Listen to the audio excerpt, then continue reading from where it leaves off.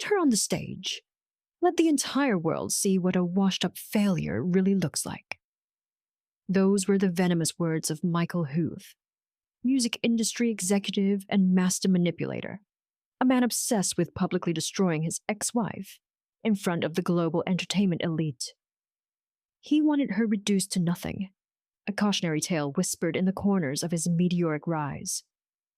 He needed her to be small, broken, and utterly forgotten, a ghost wandering the edges of his blinding spotlight. As the cameras panned across the glittering Grammy audience, anticipating his orchestrated humiliation, Mary Davis simply stood backstage in a deep crimson gown, her silence an ocean of quiet power, absorbing every calculated cruelty he'd planned. What Michael never knew, what his arrogance made him incapable of seeing, was that the woman he was trying to erase carried a truth so explosive it could shatter the very foundation of his career. It was a reality that once revealed would render the entire star-studded ceremony breathless, turning his moment of triumph into a masterclass in poetic justice. Have you ever wondered what happens when the person you try to destroy is the only one who rebuilt herself into something unstoppable? Sometimes the deepest humiliation is just the prologue to a symphony of glorious vindication. This is the story of a woman cast into obscurity, and the precise moment her silence transformed his deafening pride into his public downfall. And tonight, I am here to tell you her story. Hello, my incredible family, and welcome back. Before we descend into the storm of betrayal, resilience, and reckoning, I have a small but deeply meaningful request. If these stories of justice and transformation resonate with you, please consider subscribing to the channel. Now, let's begin where her downfall first started, and where his reckoning was quietly born. If stories of resilience and triumph resonate with you, subscribe and hit the bell so you never miss a moment of justice unfolding. Put her on the stage. Let the world see what a washed-up failure really looks like. Michael Huth's words dripped with venom as he stood backstage at the Grammys, microphone clutched in his manicured hand like a weapon. His reflection stared back from the monitor, sharp tuxedo, perfectly styled hair, the smile of a man who believed he'd already won. Tonight wasn't just about music, it was about power, control, the final, decisive humiliation of the woman who dared to exist after he discarded her. In his mind, Mary would shuffle into the venue like an afterthought, a footnote desperate for relevance, a ghost haunting the edges of his spotlight, exactly where he'd left her 2 years ago. He'd practiced his lines, refined his mockery, ensured every camera angle would capture her shame. The producers had questioned his surprise guest moment. He dismissed their concerns with a wave. "Trust me," he'd said, grinning. "The audience will eat it up." What Michael didn't know, what his towering arrogance made him blind to, was that the cameras, unlike him, could sense when something extraordinary was about to unfold. Outside, the red carpet stretched like a river of light. Mary Davis stepped out of the limousine, and the world seemed to inhale. The crimson gown flowed around her like liquid fire, elegant and unapologetic. Diamonds caught the flash of 1,000 cameras, but it wasn't the dress or the jewels that stopped people mid-conversation. It was her presence, the kind that doesn't beg for attention, but commands it effortlessly. The murmurs began immediately. "Is that Mary Davis? I thought she disappeared. Wait, she's nominated." The applause started small, tentative, then swelled like a wave gathering strength. One person clapped, then 10, then 100. The red carpet, usually a blur of egos and manufactured moments, parted as she walked forward with the calm certainty of someone who had survived her own funeral and returned transformed. Every eye turned, every camera pivoted, every whisper became reverent. Backstage, Michael watched the monitor, his smile faltering. What the hell is happening? She was supposed to look broken, desperate, pathetic. So why did she look like she owned the room? His hand tightened around the microphone, his jaw clenched. The producer beside him leaned in, confused. Michael, who approved her entrance? She's getting more coverage than the opening act. Michael didn't answer. He couldn't. Because watching Mary glide through that crowd with her head high and her gaze steady felt like watching a stranger, someone he'd never actually known at all. The cameras loved her. The audience loved her. And Michael, for the first time in years, felt the cold creep of something unfamiliar. Doubt. Mary moved through the ceremony entrance, her face serene, her smile subtle. She greeted industry legends with grace, posed for photos with quiet confidence, and spoke to reporters with measured warmth. But inside, her heart was a war drum. Every step was deliberate. Every breath was a battle against the memories threatening to drown her. The nights she'd cried herself to sleep, the mornings she couldn't look in the mirror, the years Michael had spent convincing the world she was worthless. She could still hear his voice from their final argument. You're nothing without me. You'll always be nothing. Tonight, she would let the world decide if he was right. This is the story of a man who tried to erase a woman, and the night the world learned whose name would be etched in history. But to understand how Mary Davis walked into that Grammy ceremony draped in crimson and crowned in quiet power, we must first descend into the darkness where her story truly began. We must return to the marriage that broke her, the betrayal that shattered her, and the year of silence that forged her into something Michael Huth could never destroy. Before the triumph, there was the fall. Before the vindication, there was the humiliation. And before the woman who commanded the Grammy red carpet, there was a girl who once believed that love and talent were enough. Mary's journey didn't start with a gown and diamonds. It started with a microphone, a dream, and a man who promised to make her a star, only to spend years systematically dismantling everything she was. So let us rewind to where the fractures first appeared, to the open mic nights and trembling hands, to the man whose charm concealed control, to the slow, suffocating erosion of a voice that once filled rooms with hope.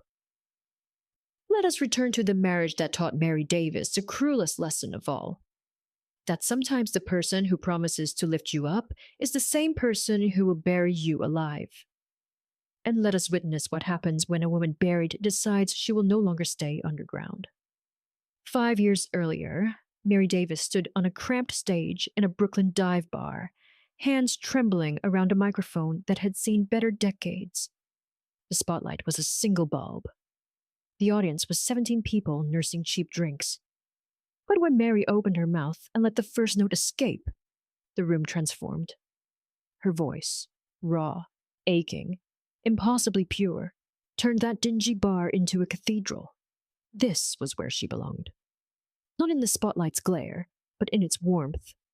Not performing for fame, but for the sheer, intoxicating joy of turning pain into beauty, silence into song. She sang about heartbreak she hadn't yet experienced, about survival she hadn't yet needed. The irony wouldn't dawn on her until much later, when those same songs became prophecies. After her set, a man approached. Tall, impeccably dressed, with a smile that could sell salvation. You're extraordinary, Michael Huth said, extending his hand. I'm a producer at Meridian Records, and I'm going to make you a star. The courtship was a masterclass in seduction. Michael didn't just promise Mary success. He promised partnership. Late-night conversations about music and meaning. Studio sessions where he'd listen to her demos with reverent attention. Dinners at restaurants she couldn't afford, where he'd insist she belonged in rooms like these. You're not just talented, Mary, he'd whisper, tugging a strand of hair behind her ear. You're once in a generation. Let me show the world what I already see. She fell completely, hopelessly. 6 months later, they were married in a ceremony that made the industry blogs. Michael Huth, the golden boy of Meridian Records, and his undiscovered muse. The headlines wrote themselves. For 3 blissful months, Mary believed in fairy tales. Then came the coaching. It started subtly. A comment here, a suggestion there, always wrapped in concern. Baby, maybe skip tonight's open mic. You've been looking tired. Rest that voice. That dress is a little loud, don't you think? Let me help you pick something more sophisticated. Your vibrato on that high note. It's pitchy. Let's work on your technique before you perform again. The open mics became sporadic, then stopped entirely. Her musician friends stopped calling, or rather, Michael stopped passing along their messages.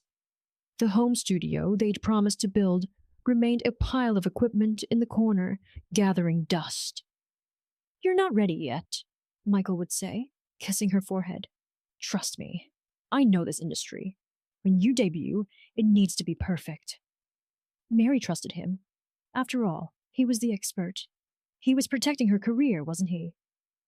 Months became a year. Mary's voice grew quieter, first on stage, then in conversations, then in her own home.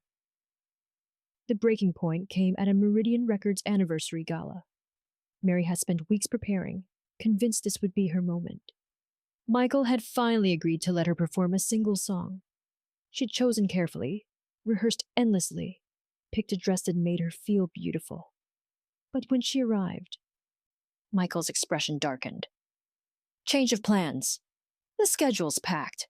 Just mingle, okay? She spent the evening orbiting his conversations, a silent accessory. When a journalist asked who she was, Michael laughed. The kind of laugh that sounds friendly but cuts like glass.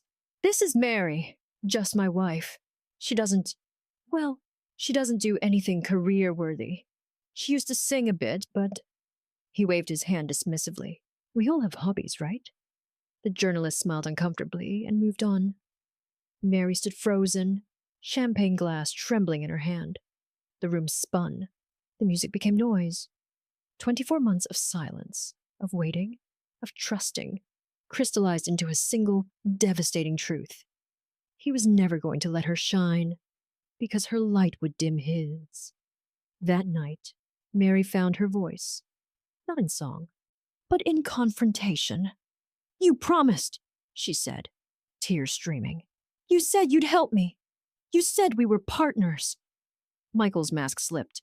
The charm evaporated, replaced by cold, calculated cruelty. Partners? Mary, look at yourself. You're nothing without me. I am your career. And honestly, you're dragging me down. The words hit like physical blows. I want a divorce. She barely slept. By morning, legal papers arrived. Michael had filed at dawn, his lawyers moving with surgical precision. But the paperwork was just the beginning. Within 48 hours, Michael's whisper campaign began. She's unstable, emotional, couldn't handle the pressure. I tried to help her, but she's just not cut out for this industry. Honestly, I'm worried about her. She's been talking about me obsessively. The industry, always hungry for gossip, listened and believed. Doors that were never open slammed shut. Producers stopped returning calls. The few musician friends she had left grew distant, unwilling to be associated with Michael Huth's unstable ex. Within 3 months, Mary lost everything. Her marriage, her reputation, her contacts, her confidence, and worst of all, her voice. The thing that had once been her sanctuary now triggered panic attacks. She couldn't sing without crying, couldn't listen to music without remembering. She walked out of their shared apartment with 2 suitcases, $300, and the crushing weight of complete erasure.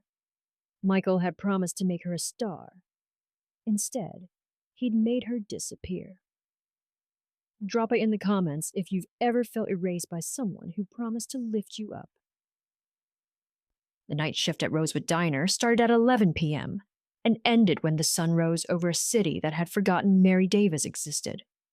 She poured coffee for insomniacs and taxi drivers, cleared plates with mechanical precision, and smiled a smile that never reached her eyes. The work was numbing, that was the point. Her apartment was a studio in Queens, 400 square feet of peeling paint, and a radiator that clanged through winter nights like a ghost with a grudge.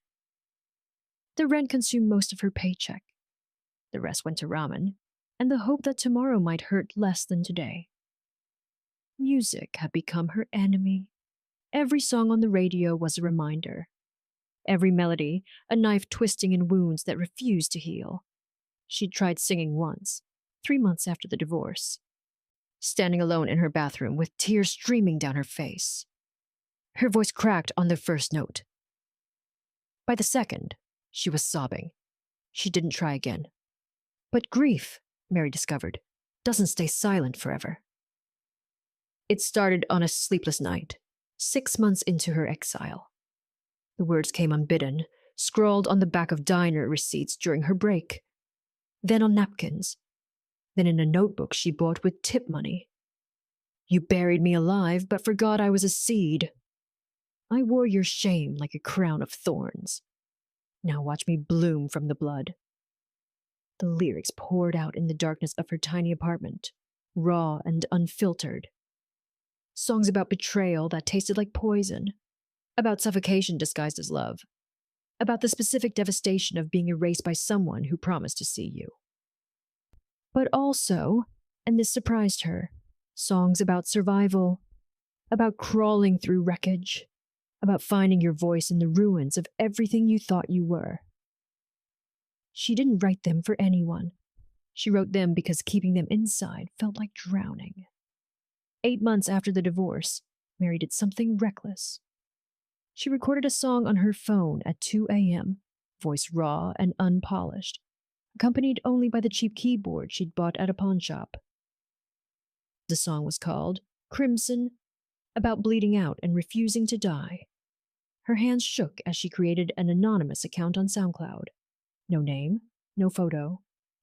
Just a song and the caption, "For everyone who's been buried."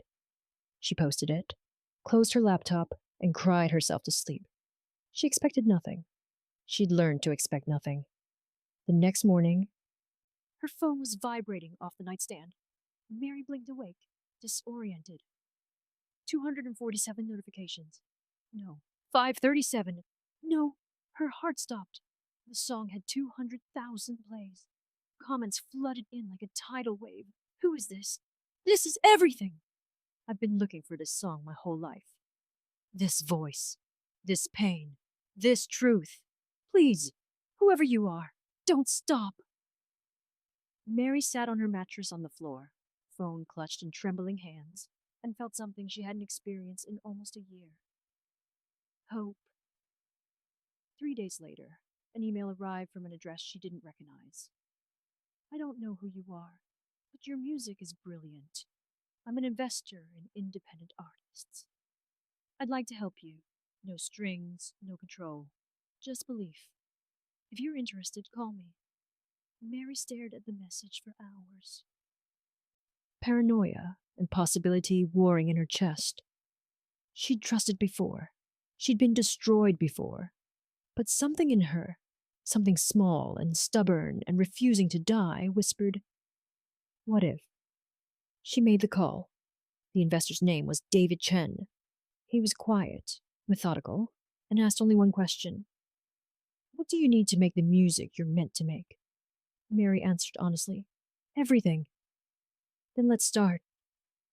The rebuilding began slowly, then gathered momentum like an avalanche. Vocal training with a coach who'd worked with legends. Studio time with producers who treated her music like sacred text. Mary reinvested every dollar.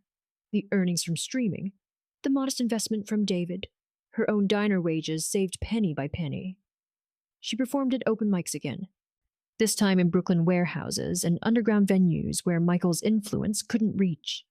At first, she wore a hood, still hiding.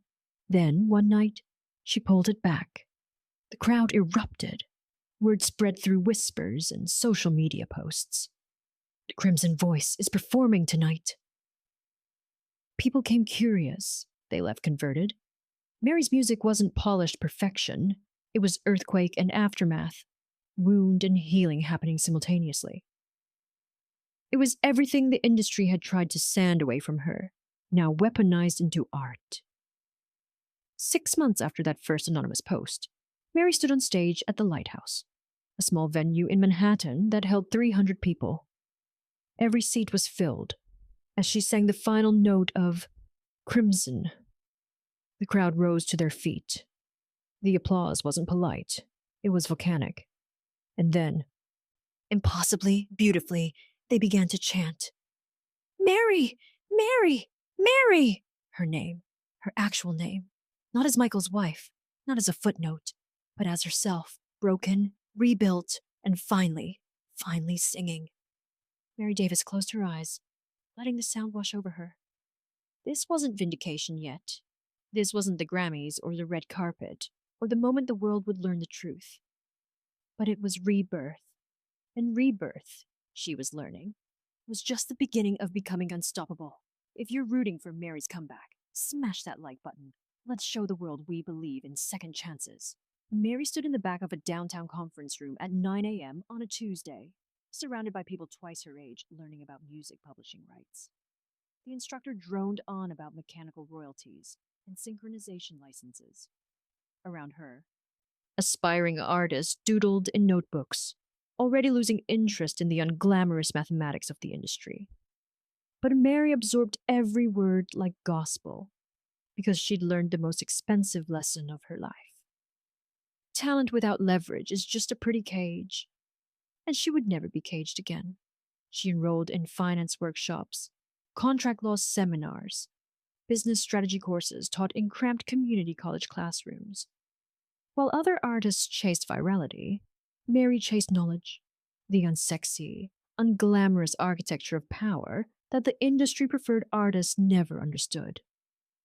She learned how labels structured deals to trap musicians in perpetual debt, how publishing rights could be weaponized, how ownership was everything, and everything else was just borrowed time.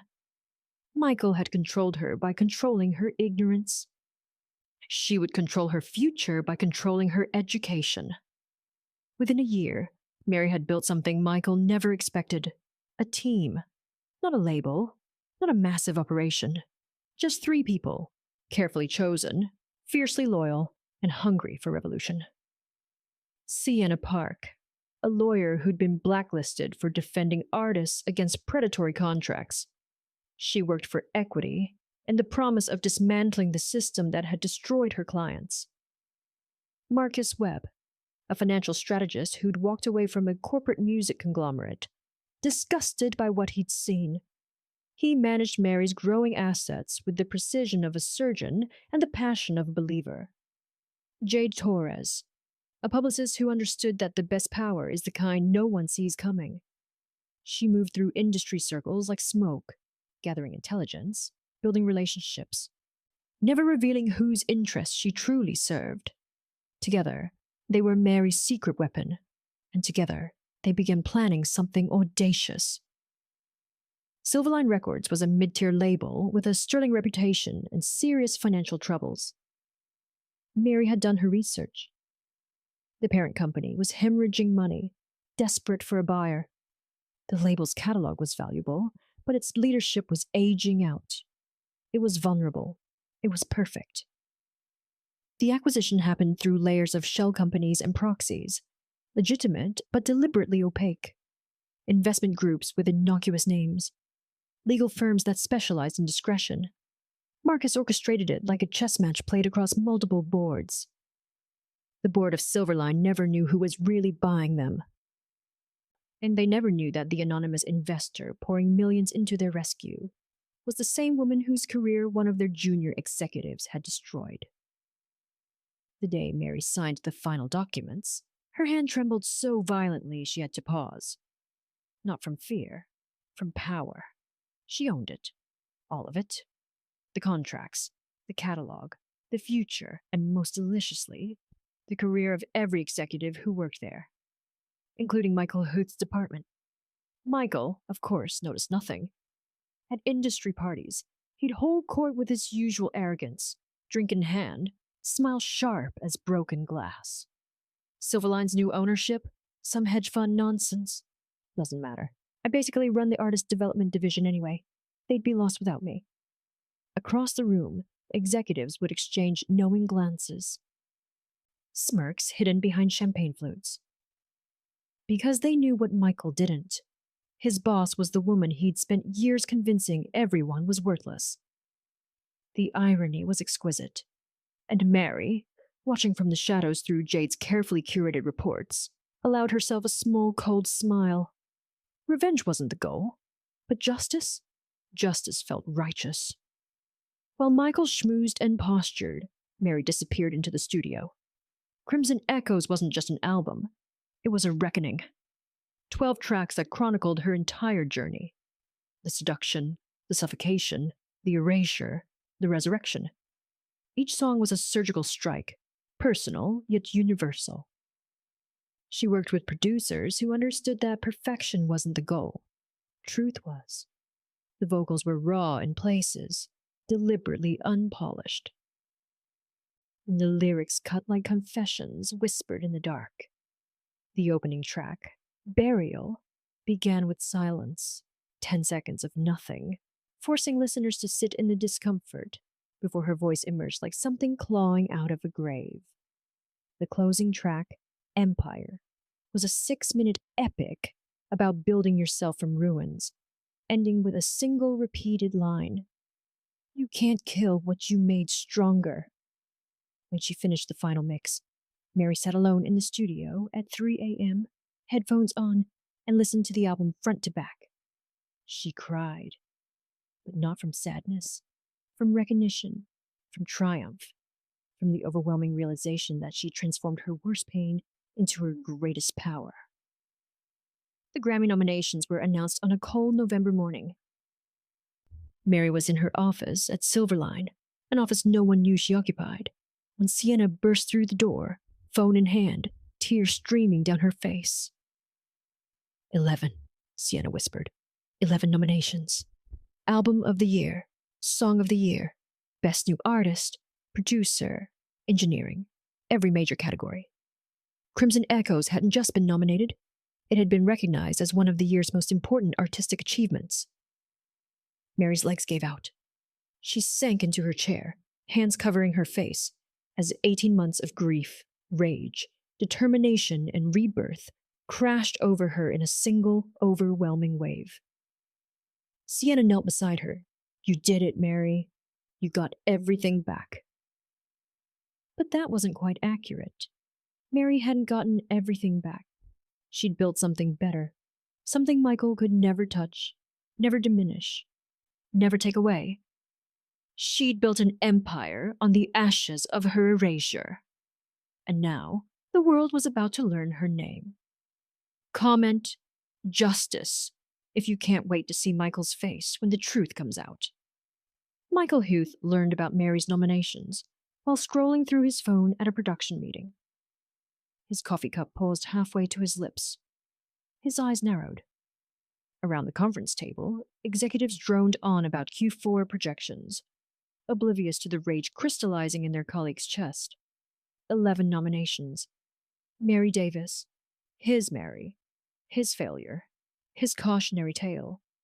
The woman he'd spent 2 years convincing the industry to forget was now everywhere. Magazine cover, streaming charts, industry buzz. Her name in conversations he couldn't escape. Did you hear Crimson Echoes? Mary Davis is incredible. Where has she been? That Album of the Year nomination is so deserved. Each mention was a needle under his skin, each accolade a personal insult. Because Michael's truth, the one he'd never admit even to himself, was simple. He hadn't destroyed Mary to protect his career. He destroyed her because her talent terrified him. And now she was back. And the world loved her. And Michael couldn't breathe through the suffocating weight of his own irrelevance. The night the nominations dropped, Michael stood in his penthouse apartment, whiskey in hand, watching Mary's interview on late-night television. She was poised, articulate, gracious, speaking about her journey with the kind of quiet strength that made audiences lean forward. There was a time I thought I'd lost my voice forever, Mary said, eyes glistening but steady. But silence taught me that sometimes you have to lose everything to discover what you're truly made of. The host beamed. The audience applauded. Michael threw his glass against the wall. Crystal shattered. Amber liquid dripped down expensive wallpaper. His reflection stared back from the darkened window, a man watching his narrative collapse in real time. She was supposed to stay gone, broken, a whispered warning about what happens to artists who don't have what it takes. Instead, she'd become inspiration, proof that talent and tenacity could survive even calculated destruction. Michael's jaw clenched, his hands balled into fists. She's embarrassing me, making me look like the villain. He paced his apartment like a caged animal, mind racing through possibilities. He couldn't let this stand. He couldn't let her win. And then, with the clarity that comes from desperation disguised as brilliance, the plan crystallized. The Grammy ceremony. Live television. Millions watching. Michael had connections, favors owed, relationships cultivated over years of strategic networking. He could secure a surprise presenter slot, could invite Mary as his personal guest, frame it as reconciliation, as magnanimity. Then, mid-show, he'd call her to the stage. He'd craft it carefully, jokes that sounded affectionate but landed like knives. Reminiscences about her early struggles that emphasized failure. A grand, public reminder that she'd been nothing before him and would always be defined by his mercy in giving her a chance. The humiliation would be broadcast worldwide. Permanent, inescapable. She'd spend the rest of her career shadowed by the moment, no matter how many nominations she received. Michael smiled for the first time in weeks. He made the calls, pulled the strings, secured the invitation. The envelope arrived at Mary's office on a Tuesday afternoon. Heavy cardstock, Grammy letterhead. But the handwriting on the inner note was unmistakably Michael's.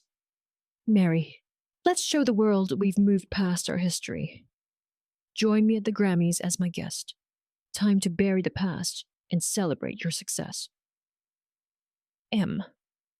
Sienna read it over Mary's shoulder, her expression darkening. It's a trap. I know, Mary said quietly. He's going to humiliate you on live television. I know. So why are you smiling? Mary looked up, and in her eyes was something Sienna had never seen before. Not rage, not fear, but the calm certainty of someone holding every card in a game. Her opponent doesn't realize he's already lost. Because I'm done hiding, Mary said simply. And because it's time Michael learned what happens when you underestimate someone you tried to erase. She picked up her phone and typed a single-word response. Yes. Grammy night arrived draped in Los Angeles winter, cool air and glittering lights. Mary stepped out of the limousine, and the red carpet erupted. The car was a Mercedes S-Class, sleek and black, the kind reserved for industry royalty. Michael, watching from his backstage monitor, smirked. Of course Silverline had sent her a car. They were milking her nominations for publicity. What Michael didn't know, what his arrogance made impossible to see, was that Mary hadn't requested the car. She'd authorized it. As the owner of Silverline Records, she'd approved every detail of the evening's logistics, including her own transportation. The irony was delicious, but Mary's expression revealed nothing. She simply stepped onto that red carpet in her crimson gown, cameras flashing like lightning, and walked toward her destiny with the calm of someone who'd already won. Backstage, Michael adjusted his microphone, his smile predatory. Put her on the stage, he murmured to himself, rehearsing his lines. Let the world see what a washed-up failure really looks like. He imagined her stumbling over words, flustered by his jokes, reduced to the stammering, powerless woman he'd once controlled.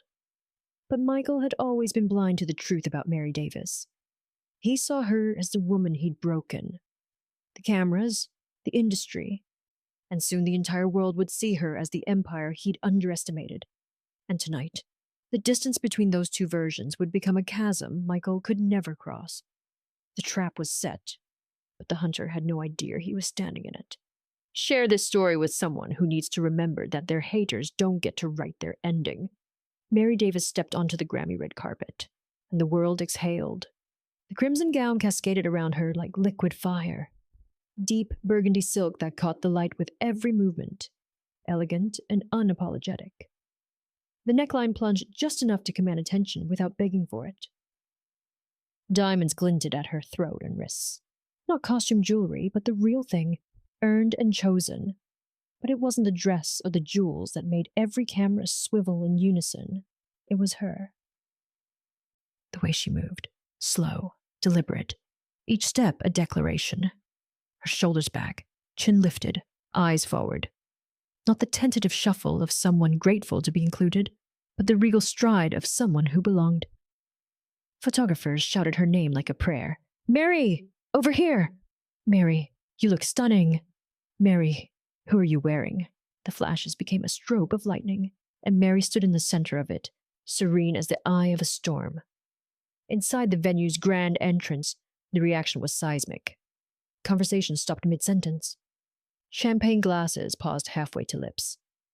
The entire hall seemed to inhale collectively as Mary appeared in the doorway, backlit by the golden California evening. For a moment, one crystalline, suspended moment, there was only silence. Then the applause began. It started with one person. Then 5. Then 20. Then the entire entrance hall was on its feet, clapping with the kind of reverence usually reserved for legends and survivors. And Mary Davis, who'd spent 2 years as a ghost, walked through that applause like a queen returning to her kingdom. The crowd parted instinctively, creating a path down the center of the room. But they didn't just step aside. They turned to face her, forming a human corridor of respect. Actresses in designer gowns, producers who'd rejected her calls, executives who'd believed Michael's lies. All of them applauding, all of them seeing. Mary's expression remained composed, but inside, her heart was thunder. Every step was a battle against tears. Every breath a victory against the voice in her head that still whispered she didn't deserve this. But she kept walking, slow, powerful, unstoppable. Backstage, Michael watched the monitor, and his world began to fracture. His hand tightened around the microphone until his knuckles went white. His carefully practiced smile twitched at the corners, threatening to collapse into the snarl he felt building in his chest. Why is everyone applauding her? This wasn't the plan. She was supposed to slink in, uncomfortable and out of place. A nominee, sure, but clearly out of her depth. A woman still defined by her past, by him, by the narrative he'd constructed. Instead, she looked like she owned the room. His producer leaned over, confused. Michael, who approved her entrance? This is A-list treatment. Michael didn't answer, couldn't answer, because he didn't know. The CEO of Silverline Records, Richard Chen, stood near the VIP section, and when Mary approached, he did something that made Michael's blood run cold. He bowed. Not a full bow, this wasn't a throne room, but a definite inclination of his head, the kind of gesture that speaks of respect between equals, or between an employee and his superior. "Miss Davis," Richard said, taking her hand with both of his, "you look radiant. We're all so proud." "Thank you, Richard," Mary replied, her voice warm but measured, "for everything." Behind them, Michael watched, confusion spiraling into panic. Why was the CEO treating her like a top producer? Someone Michael had worked with for years. Approached next, then a Grammy board member, then the head of the Recording Academy. Each greeting Mary with the kind of deference that made no sense. They weren't treating her like a nominee. They were treating her like someone who mattered. Michael's shirt collar suddenly felt too tight. Sweat beaded at his temples despite the air conditioning. His mind raced through possibilities, each more unsettling than the last. Had she married someone powerful? Was she dating an executive? Had she somehow... No. Impossible. Mary didn't have that kind of strategic mind. She was talented, sure, but naive, emotional, easily controlled. Wasn't she? A young assistant approached Michael, clipboard in hand. "Mr. Huth, You're on in 20 minutes for the surprise segment. Michael nodded, forcing his expression back into confidence. His smile sharpened. Let her shine now, he thought, watching Mary laugh at something a producer said. Let them all fawn over her. Her fall will be more satisfying this way. The higher she climbed in the next 20 minutes, the further she'd have to drop when he called her to that stage. When he reminded the world, live, on camera, of who she really was, who she'd been when he found her. Michael adjusted his tie, his confidence returning like armor. He'd spent weeks preparing his remarks. Jokes that sounded affectionate, but landed like insults. Stories that framed her success as luck rather than talent. A carefully orchestrated reminder that she was here because people like him had given her chances. The audience would laugh. Mary would stumble. The moment would be clipped and shared and memed into immortality. He'd bury her with kindness, and no one would even realize it was a funeral. What Michael didn't know, what his arrogance and ignorance made impossible to comprehend, was that every person greeting Mary with respect knew exactly who she was. Not Michael's ex-wife, not the broken woman from the tabloids, but the woman who'd quietly acquired one of the industry's most respected labels, the artist who'd turned trauma into one of the year's most critically acclaimed albums, the survivor who'd rebuilt herself into someone who didn't need Michael's validation because she'd created her own empire. The entire room knew Michael was the only one still living in the past, and in 18 minutes, when he stepped onto that stage with his microphone and his malice, and his carefully rehearsed humiliation, the world would learn the truth, but not the truth Michael intended to tell. The moment of truth is coming. Drop A. If you're ready for Michael's world to crumble. Michael positioned himself near the bar, trying to project casual confidence while his insides churned with confusion. Two Silverline executives stood nearby, their voices low, but not quite low enough. Did the owner approve Michael's little stunt tonight? The first one asked, swirling his drink. I assume so, the second replied, though I can't imagine why she'd allow him to embarrass himself like this. Michael's head snapped toward them. What owner? Both executives turned, their expressions shifting from casual conversation to something that looked uncomfortably like pity. The label owner, the first executive said carefully, as if explaining something obvious to a child. Michael forced a laugh, sharp and dismissive. What owner? Silverline was acquired by an investment group. I basically run the artist development division. I'd know if there was some mysterious owner calling shots. The executives exchanged a look. Not confusion, not agreement. Startled realization that Michael genuinely didn't know. Right, the first executive said slowly, taking a step back. Of course. Excuse us. They walked away quickly, and Michael caught them whispering again, glancing back at him with expressions that made his skin crawl. He downed his champagne in one burning gulp. Across the room, Mary moved through the crowd with the grace of someone who'd learned to navigate landmines while looking serene. She spoke with fans who'd recognized her, signing programs with genuine warmth. She laughed with fellow nominees, discussing music and process. She posed for selfies with young artists who whispered that her story had given them hope.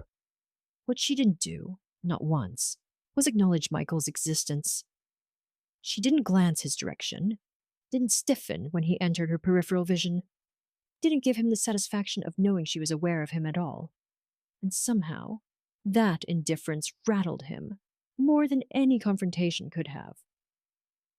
Because Michael had spent 2 years as the villain in her story, the gravitational center of her destruction. He'd assumed he'd always be significant to her, even if only as trauma. But watching her laugh and connect, and exist without even a flicker of acknowledgement felt like erasure. Like maybe he'd never mattered as much as he thought. The feeling was unbearable. The lights dimmed as the ceremony began. Michael took his seat in the VIP section, 3 rows from the stage. Mary sat across the aisle, surrounded by her team and fellow nominees. The distance between them felt both too close and infinitely vast. The host made opening jokes. The first awards were presented, and then the nominations began rolling across the massive screens. Best Pop Vocal Album. Crimson Echoes, Mary Davis. The crowd erupted. The camera found Mary's face, composed, grateful, stunning.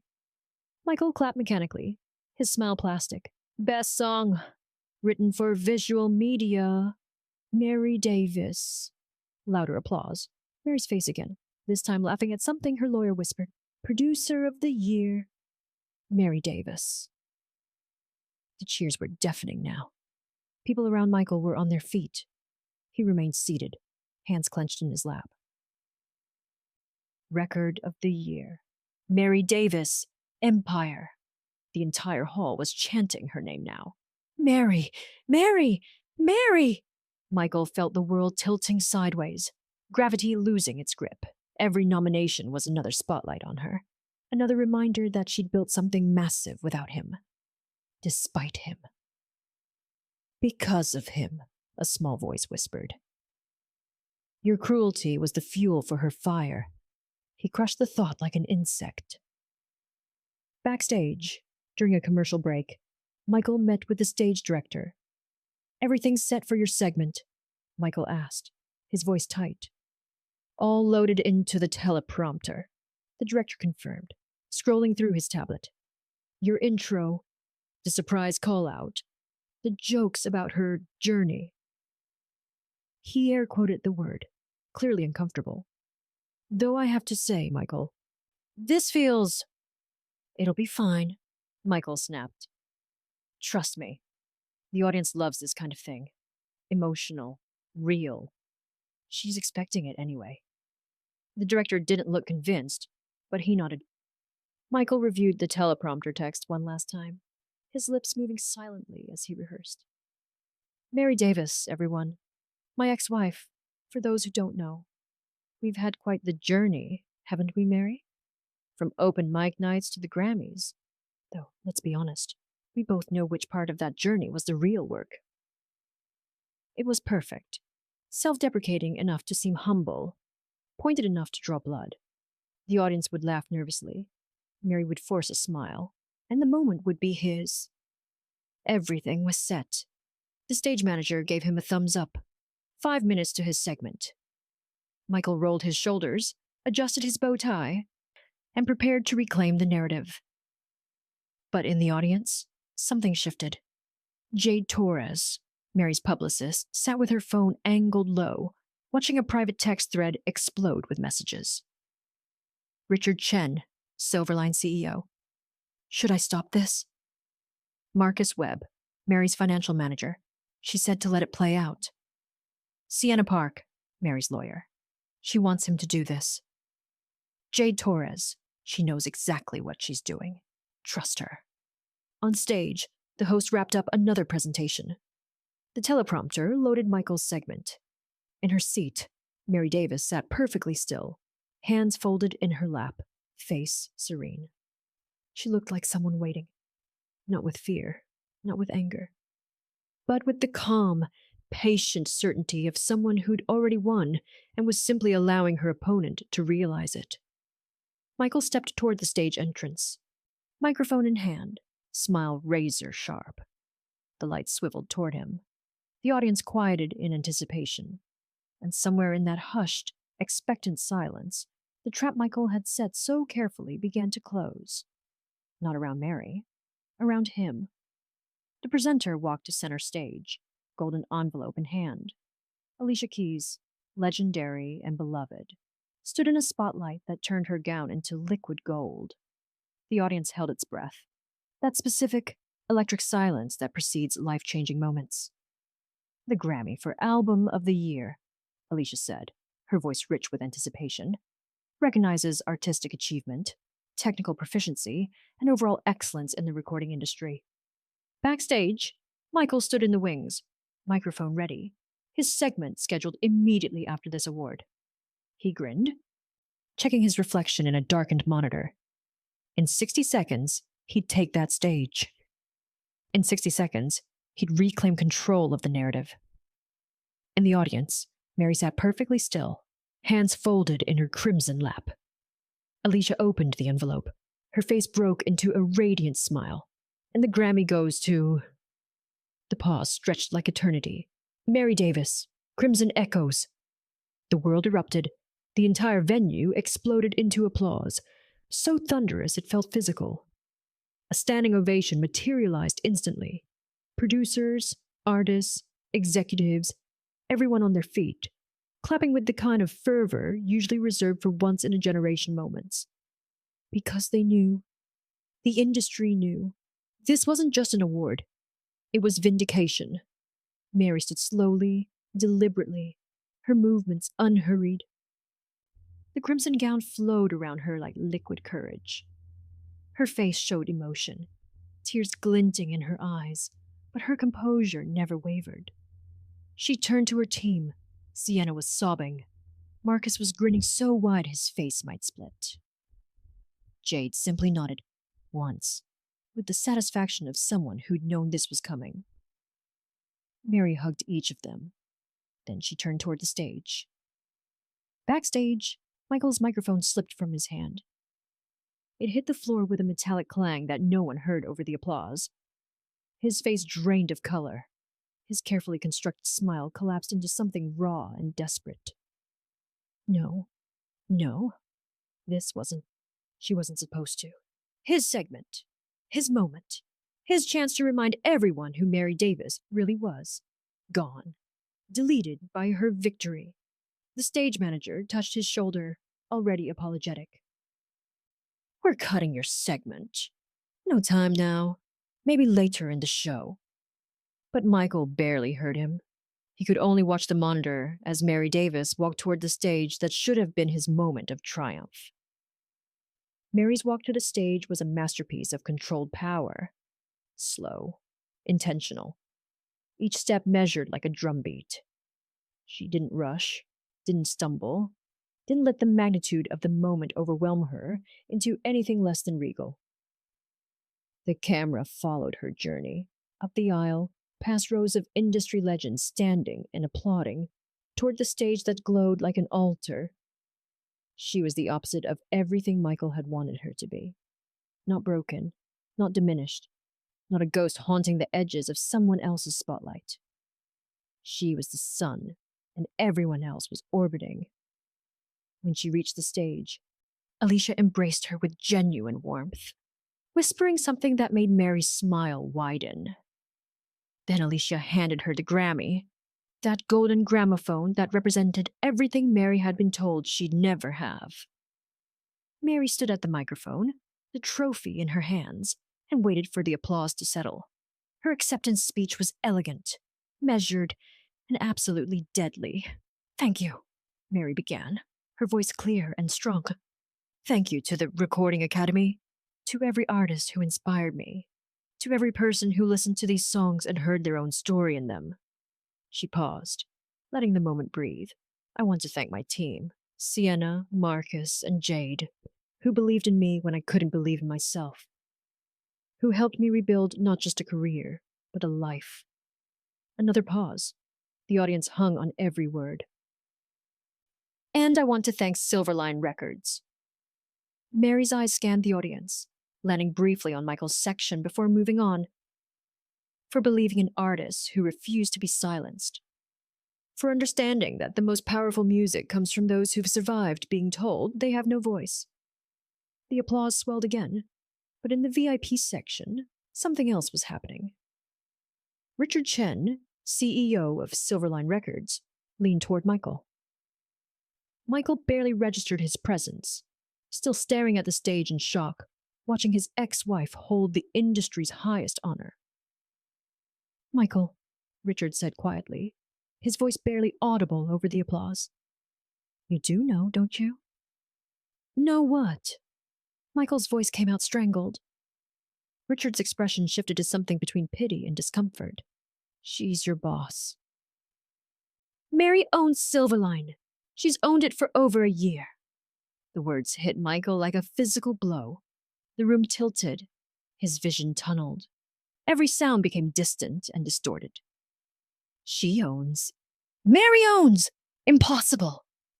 But even as his mind rejected it, the pieces fell into place with sickening clarity. The executives' whispered conversations, the respectful greetings, the way the CEO had bowed his head, the car, the entrance, everything. Michael's legs gave out. He sank into his seat, hands trembling, face ashen. On stage, Mary continued her speech, thanking producers and musicians, never once mentioning his name, as if he'd never existed at all. Security arrived with quiet professionalism. 2 men in dark suits, earpieces visible, approached Michael during the commercial break. The head of security leaned down, his voice low but firm. "Mr. Huth, we need you to come with us." "What? Why? I didn't—" "Your segment has been cancelled. Ms. Davis requested you be escorted from the premises. Ms. Davis requested." The words were a knife between his ribs. Michael wanted to protest, to rage, to demand answers. But the cameras were already sweeping back, the show resuming, and causing a scene would only make his humiliation more complete. He stood on shaking legs. The security team flanked him, professional and unmovable. As they led him toward the exit, Michael caught one final glimpse of the monitor. Mary Davis, standing on that stage, Grammy in hand, glowing with the kind of triumph that would be photographed, archived, and remembered for decades. She never looked in his direction, not once. Because to Mary Davis, Michael Huth had already become what he'd tried to make her: irrelevant, forgotten, erased. Comment, "She won," if this moment gave you chills. This is what poetic justice looks like. The moment Mary stepped off stage, the world descended upon her. Producers materialized from every direction, business cards extended like offerings. Artists she'd admired for years lined up to take photos, to express gratitude, to say her album had changed their understanding of what vulnerability in music could mean. Journalists shouted questions, cameras flashed in constellation patterns, and through it all, Mary moved with the grace of someone who'd learned to navigate chaos without losing herself in it. Mary, what's next for you? How does it feel to win Album of the Year? Can you talk about your journey back to music? She answered each question with thoughtful precision, never rushed, never dismissive. This was her moment, yes, but it was also a responsibility. To every artist who'd been silenced, to every person who'd rebuilt themselves from ruins. Sienna stood nearby, fielding interview requests, her eyes still red from crying. Marcus negotiated with 3 different labels, trying to poach Mary before remembering, with visible amusement, that she didn't need their offers. Jade orchestrated the media circus with the efficiency of a conductor leading a symphony. And Mary, at the center of it all, simply glowed. Not with vindication over Michael's downfall, but with the quiet power of someone who'd proven, to herself more than anyone, that she was unbreakable. Miles away, in the back of an Uber he'd had to call himself, Michael Huth watched his career implode in real time. His phone buzzed incessantly. Text messages, emails, calls from numbers he didn't recognize. The first notification was from a major sponsor. In light of recent events, we've decided to discontinue our partnership with you, effective immediately. Then another. Your services are no longer required for the upcoming project. And another. We're moving in a different direction. The industry operated on perception, and tonight's perception was crystal clear. Michael Huth had tried to humiliate the most celebrated artist of the year, the woman who owned the very label that employed him. The survivor who'd turned his cruelty into one of the decade's most important albums. He was radioactive. By morning, Silverline's board would announce a restructuring of the artist development division. By the end of the week, Michael's department would be dissolved entirely, his responsibilities absorbed by people who understood that talent deserved nurturing, not destruction. The media devoured every detail, Think pieces appeared within hours. The Man Who Tried to Erase Mary Davis, a cautionary tale. Twitter exploded. Reddit threads dissected his history of credited projects, finding patterns of taking credit for others' work. Michael had spent years building a reputation. Mary's victory dismantled it in a single night. Outside the venue, Mary finally emerged into the Los Angeles night. The same red carpet she'd walked hours ago stretched before her, but now the energy was different. Reverential, celebratory. The photographers who'd captured her entrance now captured something even more precious. Her exit as a Grammy winner. Mary, show us the Grammy. She lifted it, the golden gramophone catching the light, and the flashes erupted like fireworks. These were the same flashes that had once documented her humiliation.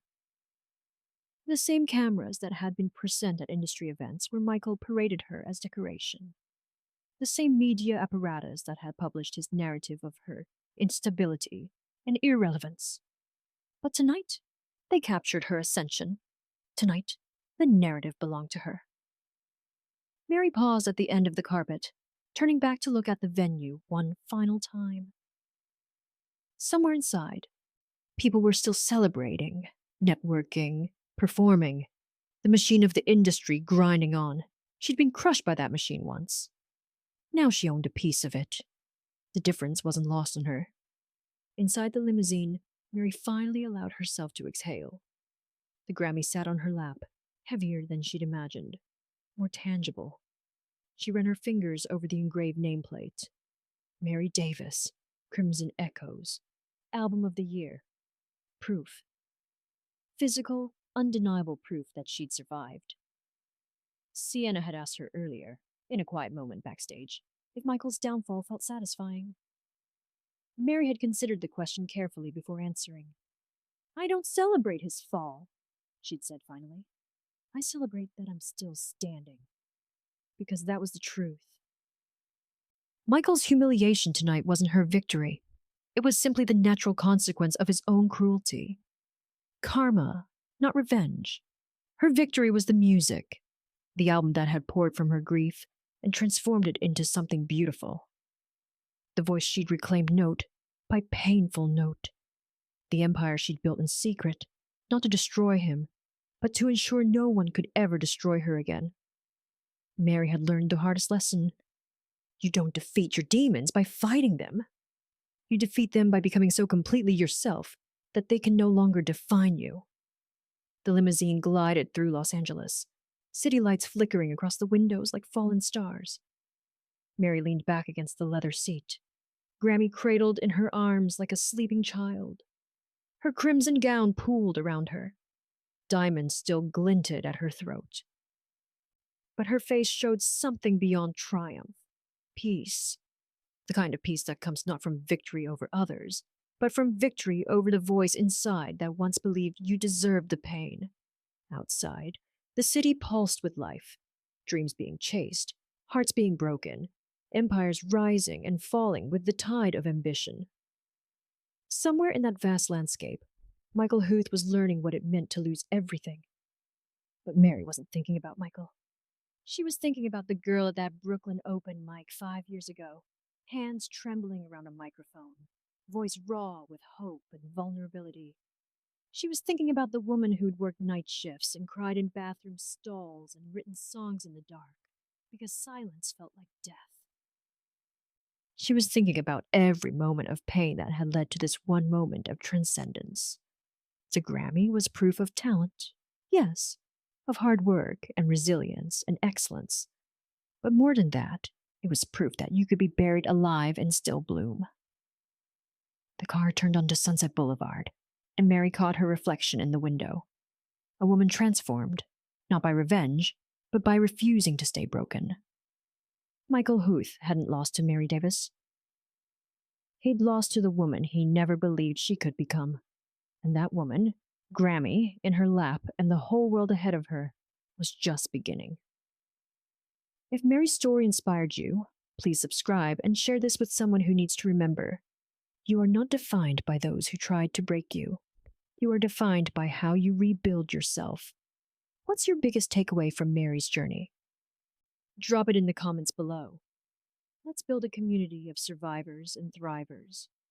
Until next time, remember, your setback is just the setup for your comeback.